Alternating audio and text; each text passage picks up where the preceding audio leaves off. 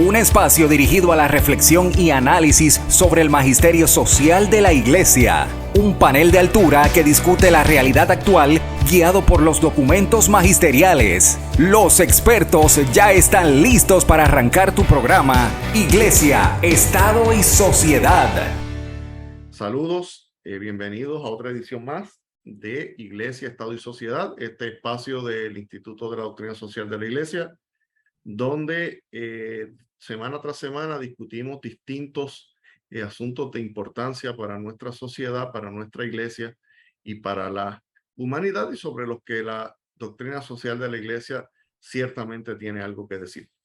Y en la mañana de hoy vamos a estar hablando de un tema que es un tema que ha estado ya por varias semanas presente, que un poco ha pasado por debajo del radar de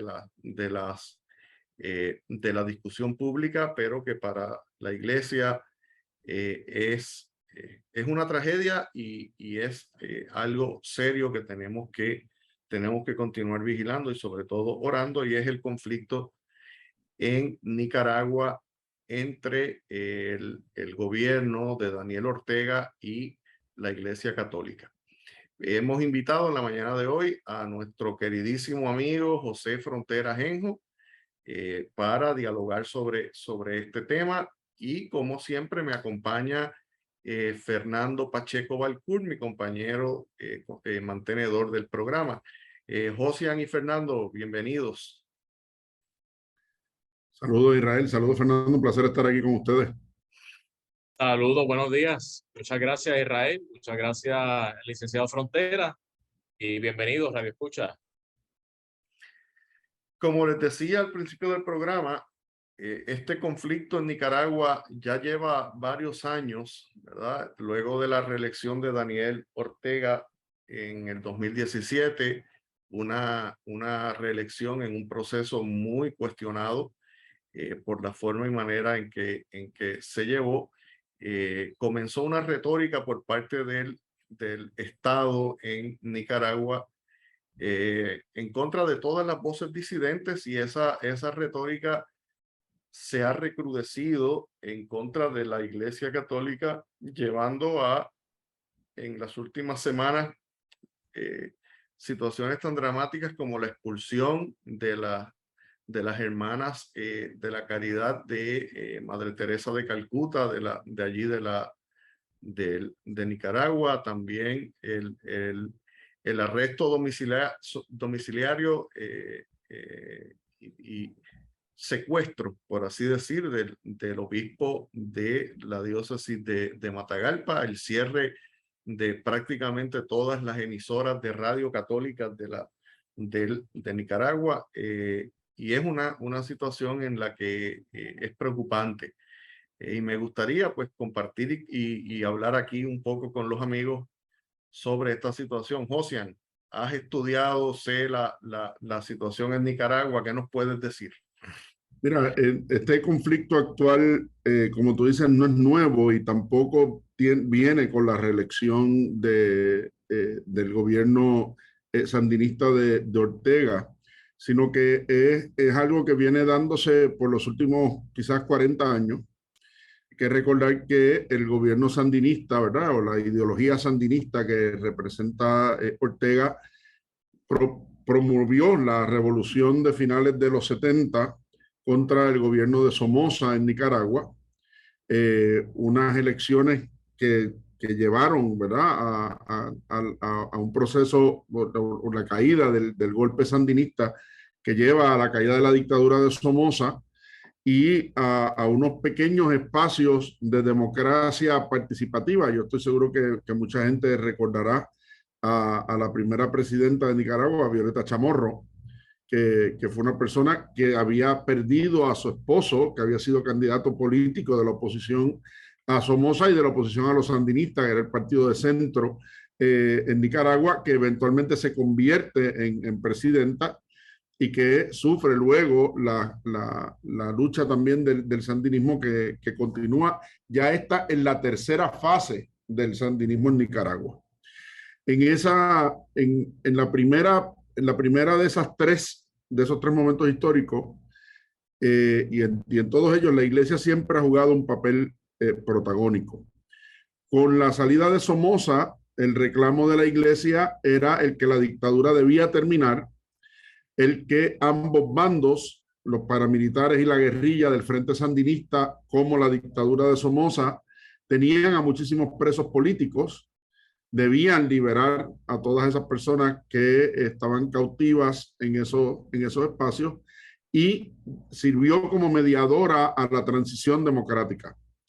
Los sandinistas pues empezaron a aplicar desde la izquierda las mismas medidas de represión que en su momento aplicaba la dictadura desde la derecha, y hubo voces críticas de la iglesia al proceso, aunque se dio un fenómeno también que fue el de muchos sacerdotes, algunos de ellos grandes intelectuales como el poeta Ernesto Cardenal, que abandonaron el ministerio para dedicarse al gobierno y a la función del Estado en esa transición de los primeros gobiernos sandinistas. Cardenal falleció el año pasado, Ernesto Cardenal, el poeta, falleció el año pasado después de haber sido levantada la excomunión que había en su contra, de haber hecho de vuelta profesión de fe y que el Papa Francisco le permitiera celebrar misa, lo que logró hacer poco antes de morir, ¿verdad? Y una tensión que de los pocos países donde nunca fue bien recibido Juan Pablo II. Su primera visita en el 1983, ninguno de nosotros probablemente se acuerde de haber vivido lo que sucedió en aquel momento, pero en 1983, cuando el Papa Juan Pablo II visita a Nicaragua, es interrumpida la homilía innumerables veces con consignas sandinistas cada vez que el Papa hablaba contra la opresión, y cada vez que el Papa hablaba contra las medidas de represión, y cada vez que el Papa reclamaba democracia y justicia para el pueblo nicaragüense. Entonces, los videos son estremecedores, ¿no? Porque el Papa termina gritando, estoy gritando por ustedes. Grito por Nicaragua, por una Nicaragua que quiere la paz, y se tiene que tratar de hacer oír por encima de los gritos de la gente. Así que esa relación de tensión con la iglesia y el gobierno sandinista viene desde la revolución, viene desde la caída de Somoza en los 80, y el hecho de que siempre ha habido voces en la iglesia que han denunciado los abusos, como debe ser, ¿verdad? Lo que la doctrina social nos enseña, a denunciar los abusos, a predicar la paz, a predicar la justicia y la solidaridad. Y algunas de esas voces, pues el gobierno las ha considerado que son voces de disidencia política, que su discurso es un discurso político, no un discurso evangélico, que ese llamado a la disidencia es un llamado, según ellos, a derrocar el Estado y el poder del Estado, y ha terminado, pues como tú bien decías, en la ruptura total de relaciones entre la iglesia y el gobierno, lo que ha ocurrido significativamente en los pasados 4 años después de la muerte del cardenal Obando. El primer cardenal de Centroamérica fue el cardenal Obando y Bravo, Miguel Obando y Bravo. El cardenal Obando fue nombrado cardenal en el 85 por Juan Pablo II, en un gesto de tratar de entablar una relación centrada con el gobierno, aunque Obando siempre el régimen sandinista lo declaró su enemigo, hasta que en esta última entrada de gobierno, particularmente a finales del 17, el gobierno zanja sus diferencias con Obando, lo declara incluso prócer de la paz, pero Obando muere en el 18, y una vez muere el cardenal Obando, pues hubo una ruptura definitiva entre el régimen y la iglesia, manifestada por toda una serie de actos de violencia cometidas contra obispos, sacerdotes, quemas de templos, incluso la imagen más icónica religiosa de Nicaragua fue quemada, algo similar a lo que pasó aquí en Puerto Rico con la Providencia. Lo que pasa es que aquí fue un fanático religioso, ya fue un fanático político el que lo provocó.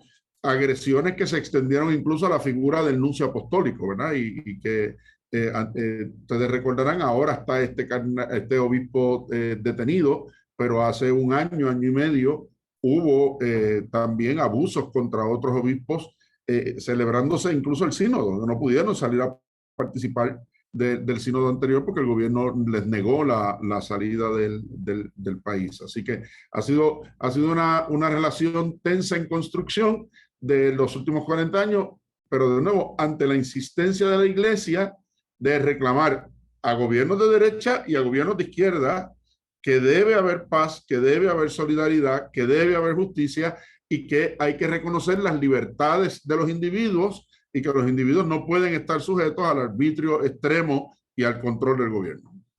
De hecho, José, si no estoy equivocado, el propio nuncio de la iglesia fue expulsado por lo menos por un periodo de tiempo de Nicaragua. Así que como quien dice, la representación oficial de la diplomacia vaticana también ha sufrido el embate de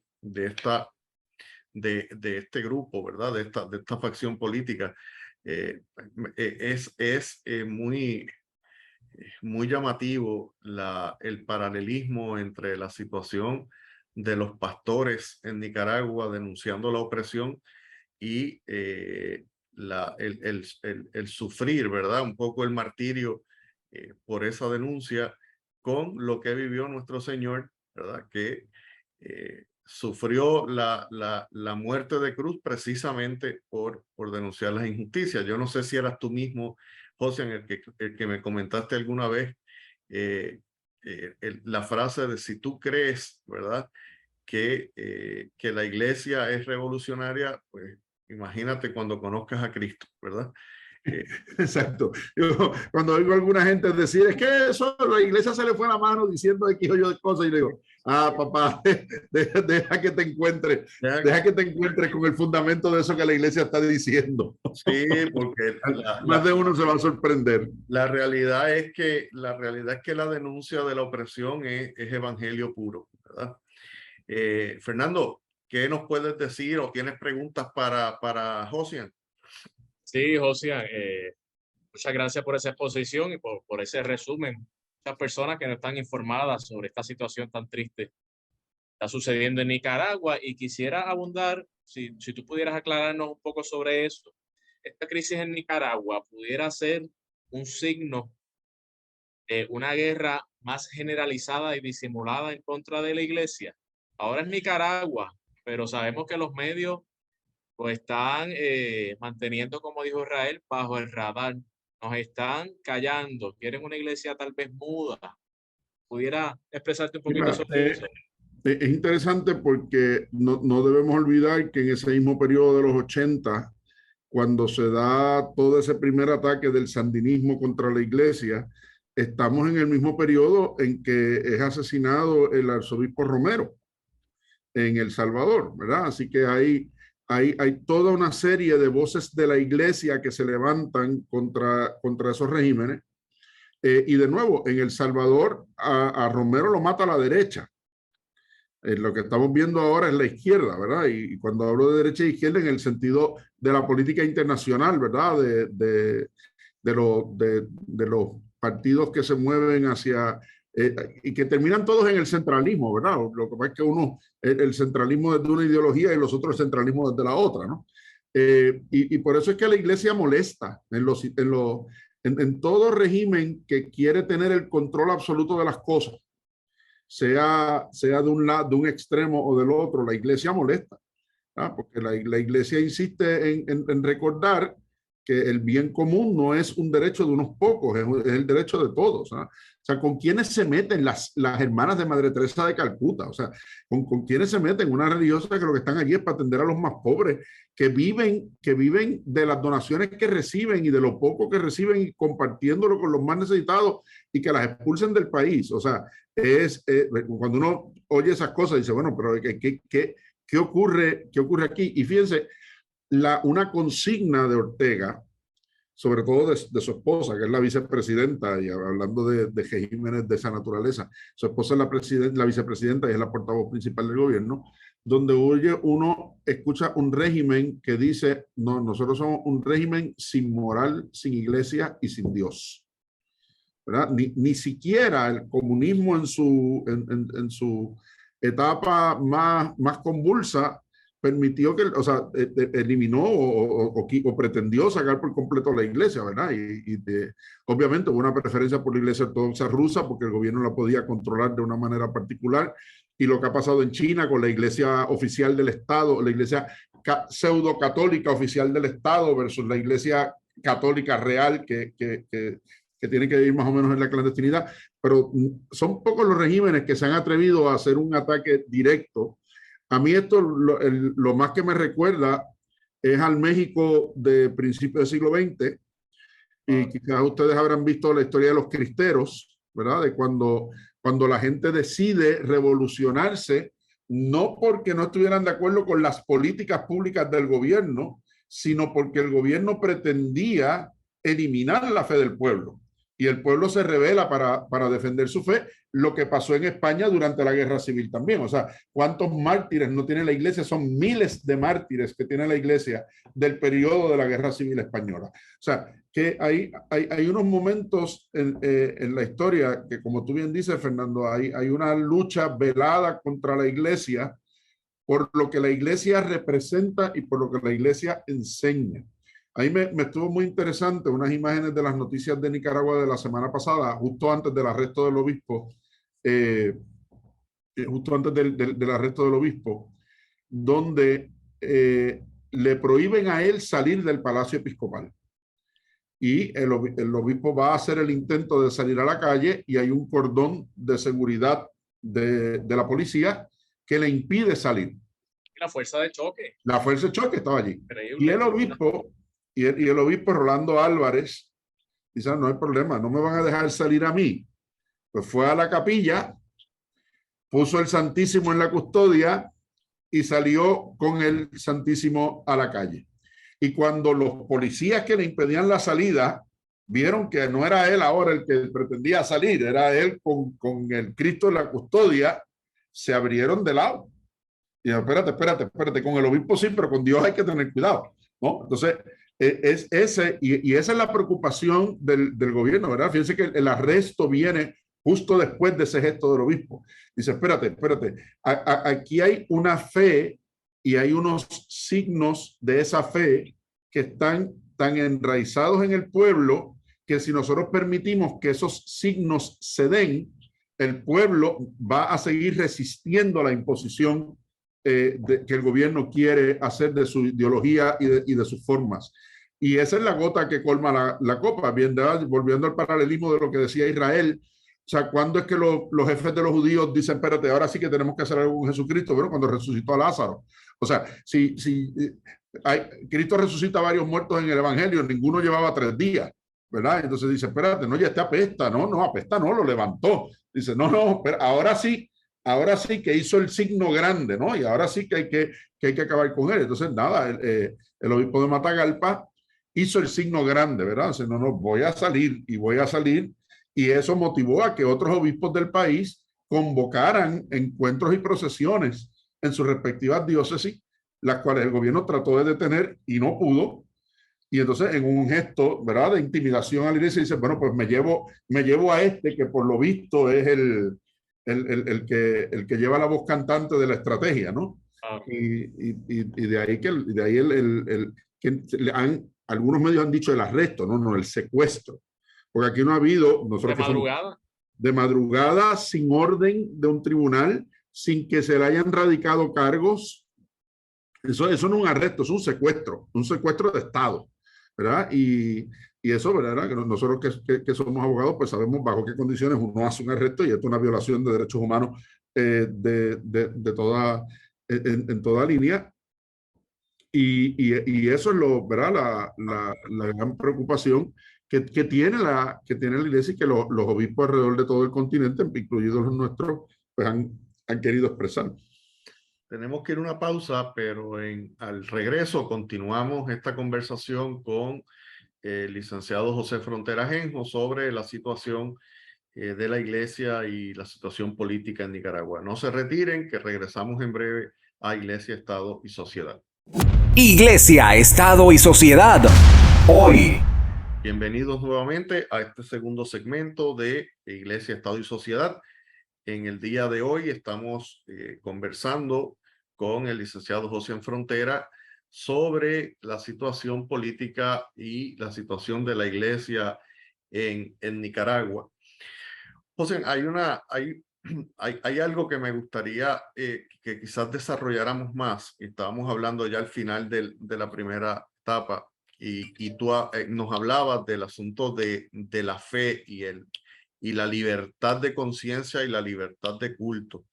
Tal vez entre todos los derechos humanos y los derechos que las constituciones occidentales reconocen, la libertad de conciencia, la libertad de culto es tal vez el más importante, porque no podemos hablar de tener libertad si no tenemos la libertad para creer de acuerdo a lo que nuestra conciencia dice y adorar al Señor de acuerdo a como nosotros queremos adorarlo. Y esto es como un síntoma,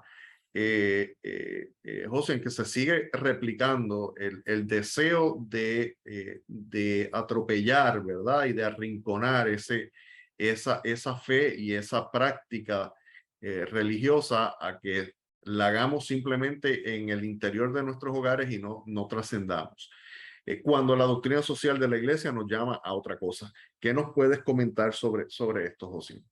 Mira, es interesante porque cuando uno mira la historia, las grandes denuncias a las opresiones de la humanidad, digan lo que quieran decir los enemigos de la iglesia, le decía yo a mis estudiantes antenoche, han salido de la iglesia. O sea, ¿quién se paró contra los colonos españoles en el sermón de Navidad y de Pascua en República Dominicana a reclamarles que cómo era posible que vinieran a celebrar en el templo mientras abusaban de los indígenas afuera? Pues para eso estuvieron Montesinos y de las casas y casi queman el monasterio de los dominicos con ellos dentro en República Dominicana, ¿verdad? ¿Quién es el primero que sale a llamar la atención sobre los negros? Pues Fray Luis de Vitoria en el convento de los dominicos de Salamanca, donde está allí enterrado en el centro de la iglesia de San Esteban. Y así a lo largo de la historia, las grandes denuncias, ¿verdad?, del Papa Juan Pablo II con toda su lucha contra el comunismo y aquel grito de solidaridad en su Polonia natal, cuando regresa siendo pontífice, y su lucha contra el comunismo alrededor del mundo durante su pontificado. El mismo Papa Francisco, que siendo arzobispo de Buenos Aires y siendo superior de los jesuitas en Argentina, tuvo que enfrentarse con la dictadura. ¿Verdad? O sea, son voces que el Estado siempre ha querido acallar. ¿Por qué? Porque son voces que van al espíritu de las personas, no solamente a las mentes y a las conciencias, sino al espíritu de las personas.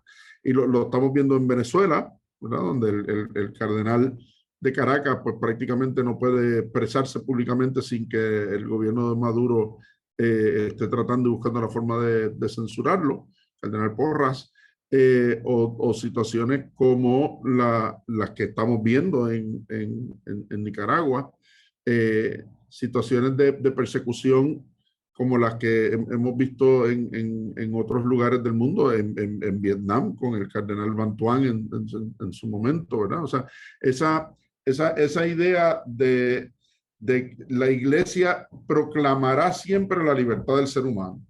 Y como tú dices, la libertad del ser humano pues empieza por la libertad de creer y por la libertad de dar culto a eso que se cree, ¿verdad? Decimos, ¿verdad? En ese sentido, la doctrina de la Iglesia nos recuerda que hay dos clases de libertad, ¿verdad? Está esa idea de qué soy libre, o sea, y para qué soy libre. Y una de las cosas de las que debo ser libre es precisamente de que otro decida por mí, actúe por mí y pretenda pensar por mí, que es el problema de los regímenes totalitarios, sean de un lado o de otro, como decíamos en la primera parte del programa, y en otro, ¿y para qué tengo que hacer uso de esa libertad, verdad? Y entonces el cristiano se siente obligado o está obligado a poner en práctica esa libertad desde una convivencia, de una forma particular de convivencia fundamentada en el mandamiento del amor. Así que ese es el gran reto que representa la Iglesia para estos regímenes y siguiendo la línea de lo que hablaba con Fernando ahorita en la primera parte del programa. A mí, más que la represión de los propios medios o de los propios estados, más me preocupa la indiferencia religiosa de la propia gente. ¿Por qué? Porque en la medida en que el pueblo se hace religiosamente indiferente, ¿cómo reclama sus otros derechos?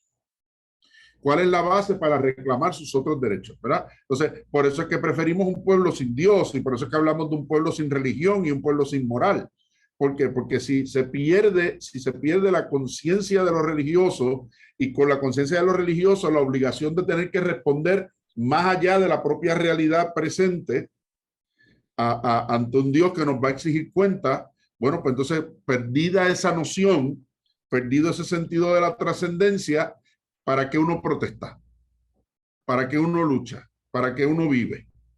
¿Verdad? Entonces, el riesgo de que la indiferencia religiosa se convierta entonces en un arma contra nuestra propia libertad.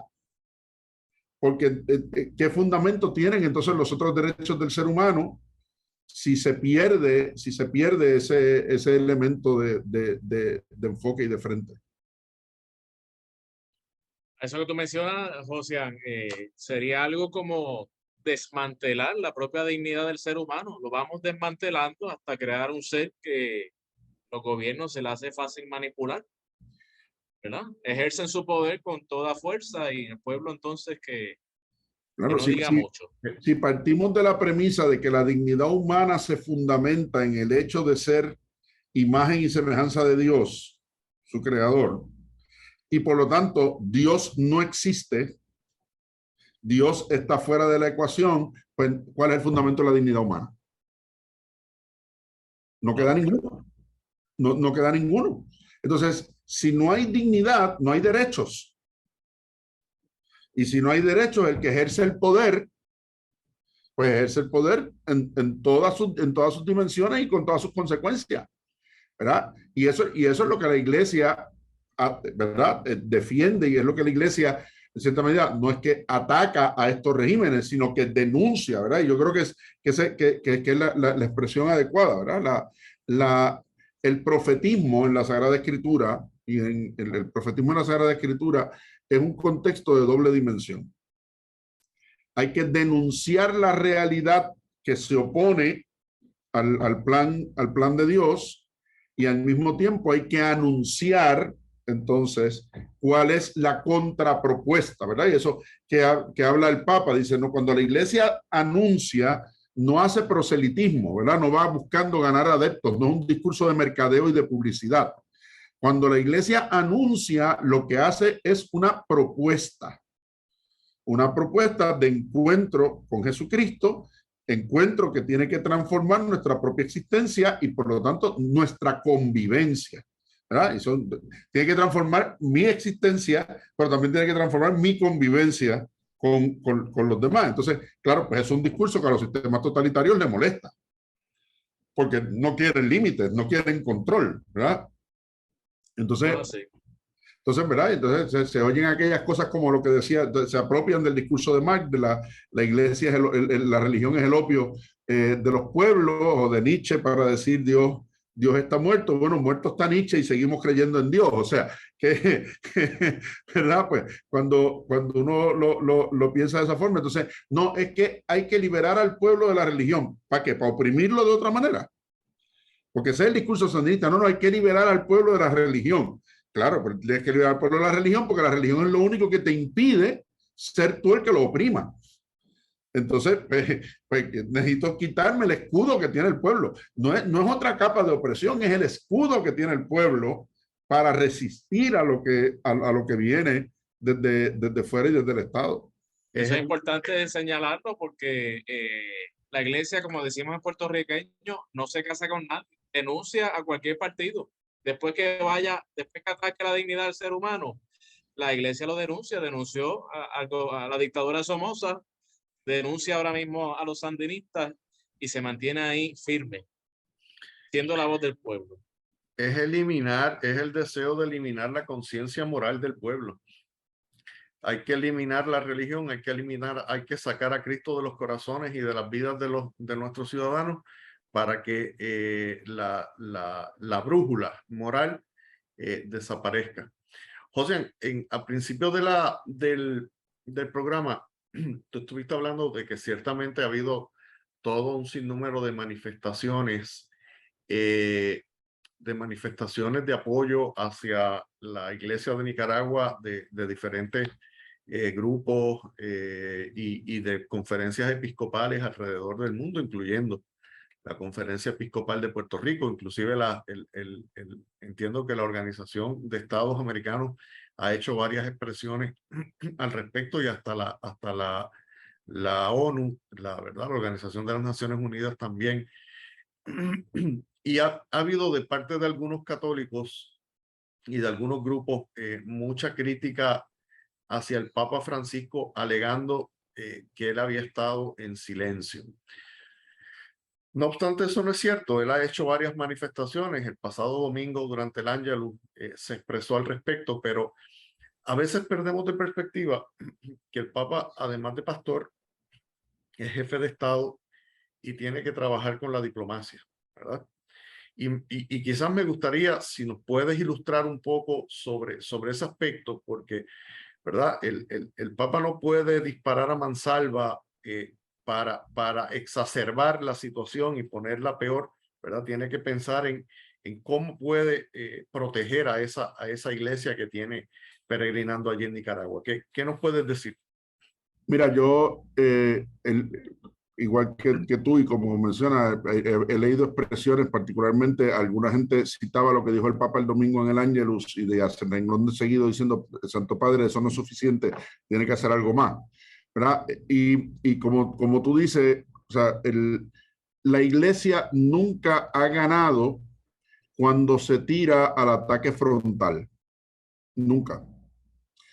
Con ninguno de los regímenes que se ha peleado, la iglesia ha ganado desde el ataque frontal, sino que ha sido, como tú mencionas, la diplomacia, las vías del diálogo, las vías de la paz. ¿Por qué?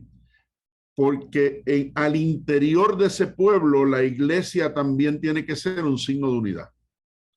Y en ese pueblo hay creyentes que son de una facción y hay creyentes que son de otra, ¿verdad?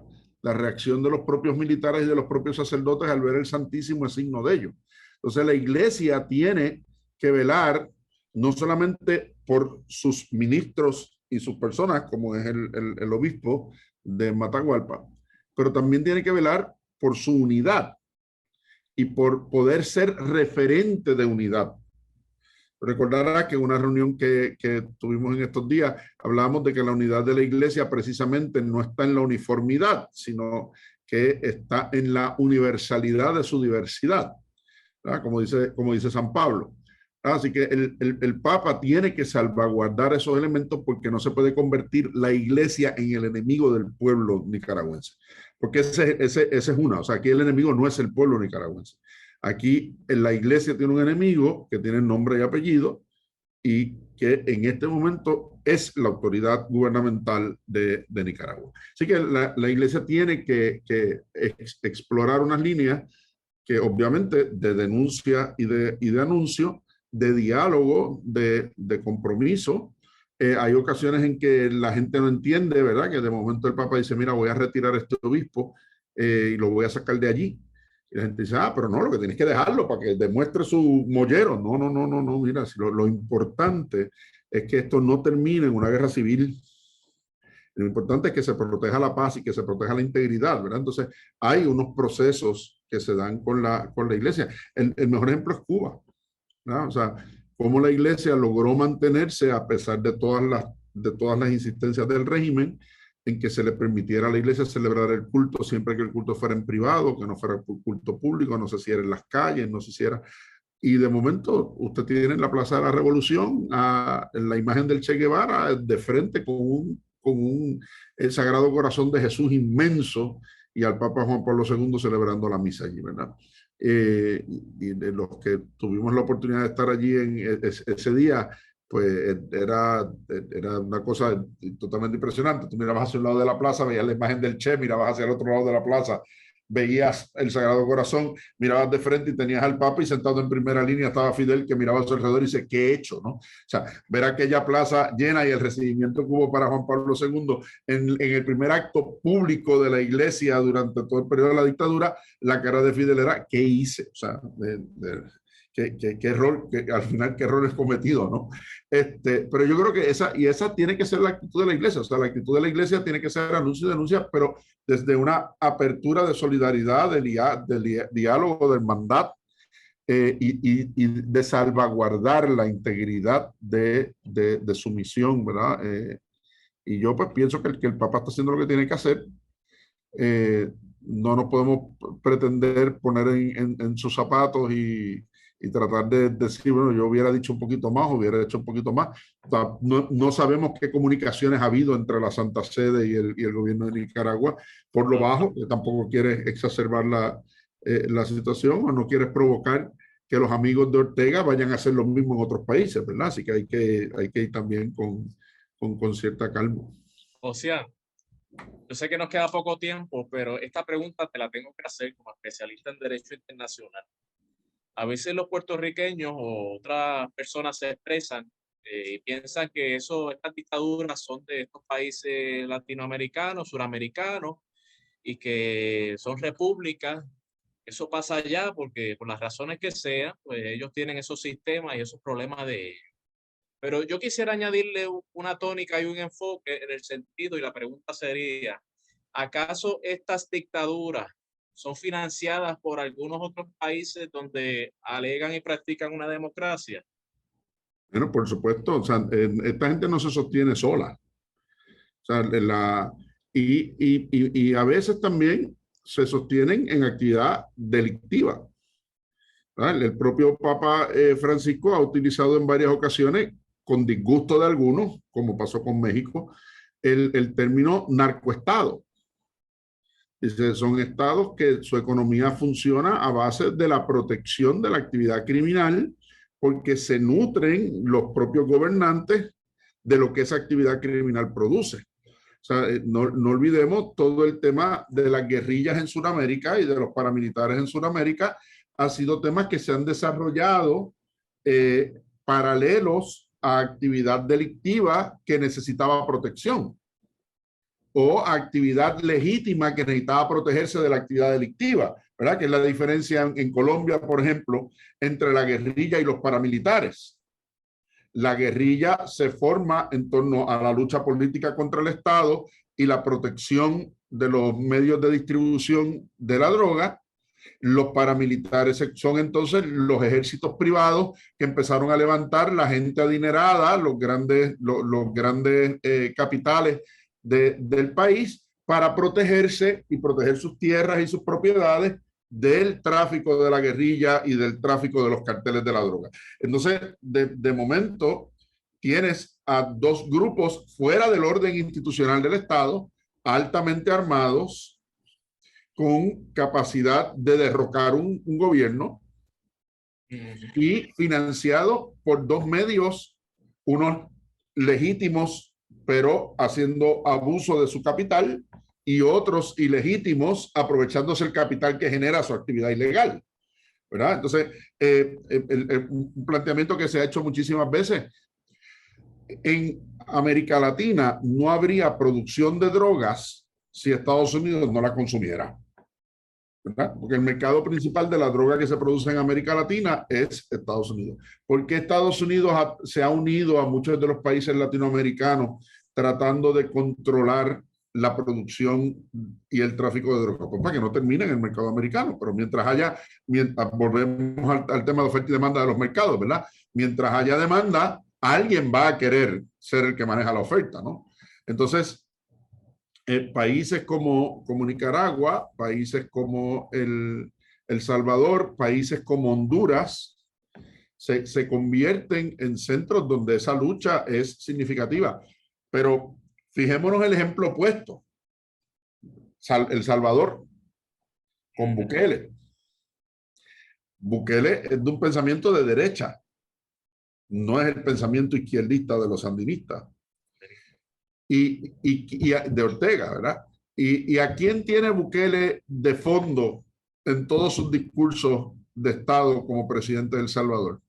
Tiene un cuadro de Romero, yo mido 6'2" y ese cuadro de Romero debe medir como 8 pies de altura. Coge toda la pared del salón presidencial y ha tomado unas medidas porque dice, no, espérate, que yo tengo que sacar a la droga del control del país, pero tampoco puedo hacerlo a expensa de que los grandes intereses extranjeros vengan a decirme cómo lo voy a manejar, ¿verdad? Y aquí tengo que poner un balance. Claro, un balance donde ha puesto prioridades en los pobres, ha puesto prioridades y ha sabido tener un diálogo con la iglesia para poder llegar a los pobres, para poder llegar a esos lugares y para reconocer que cuando el bien común es la finalidad de todos, por principio fundamental, el principio de finalidad de la doctrina social de la iglesia, pues entonces debiéramos ir caminando en el mismo barco, ¿verdad? Aquello que decía Santo Tomás de las dos instituciones perfectas, ¿verdad? El Estado y la iglesia, ambos están al servicio del hombre para la consecución del bien común, uno en la vida social y otro en la vida espiritual, encaminados a la construcción del reino. O sea, que tendría que poderse llegar a esa relación, pero como tú dices, Fernando, en ocasiones los que por un lado van gritando con las pancartas de los derechos humanos en la mano, al mismo tiempo son los que financian sistemas donde esos derechos humanos son aplastados, porque si no fuera así, su estilo de vida no sobrevive. Se nos ha acabado el tiempo, lamentablemente. Tenemos que concluir el programa, pero te agradezco, Josian, que nos hayas acompañado y nos hayas ayudado a llevarle a nuestro público un mejor entendimiento de esta situación. Y nuestro llamado a nuestro público es que continuemos pendientes de la situación, continuemos orando, pero sobre todo continuemos denunciando y anunciando, ¿verdad? Lo que es opresión, lo que está mal a los ojos de Dios, lo que atenta contra el bien común y la dignidad humana. No solamente en Nicaragua, en muchos otros sitios y aquí en nuestro Puerto Rico querido también. Así que, sin más, despido el programa. Nos vemos la próxima semana. Iglesia, Estado y Sociedad es una producción del Instituto de Doctrina Social de la Iglesia de la Pontificia Universidad Católica de Puerto Rico. Tienes una cita la próxima semana a esta misma hora, porque el análisis y la reflexión continúan. Iglesia, Estado y Sociedad, una producción de la Pontificia Universidad Católica de Puerto Rico.